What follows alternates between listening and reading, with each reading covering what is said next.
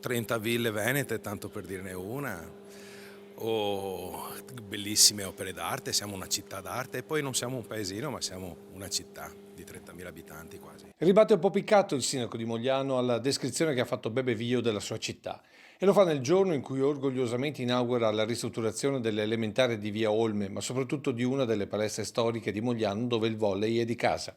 Importanti lavori di messa a norma antincendio ma anche di eliminazione delle barriere architettoniche e di efficientamento energetico. Sono stati spesi ben 532 mila euro, una grossa fetta sono arrivati dalla regione che ringrazio e questo per dare maggior qualità ai nostri studenti, maggior comfort e una scuola sempre più di qualità. Interventi preannunciati all'interno del programma presentato con la candidatura da sindaco di 2 anni fa. 2 anni di mandato, come sta andando?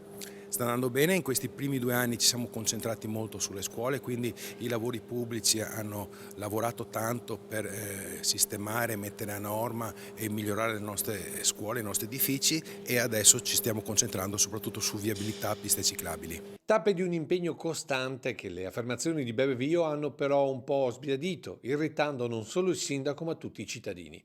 Tra l'altro, ci conferma Bortolato, al momento non c'è stato alcun contatto tra atleta e amministrazione, se non altro per un chiarimento, anche se alla fine il sindaco assolve la giovane schermitrice. Probabilmente ha giocato un po' l'emozione in TV, ma sono sicuro che per lei Mogliano non è solo prosecco e rugby, ma è tante altre cose.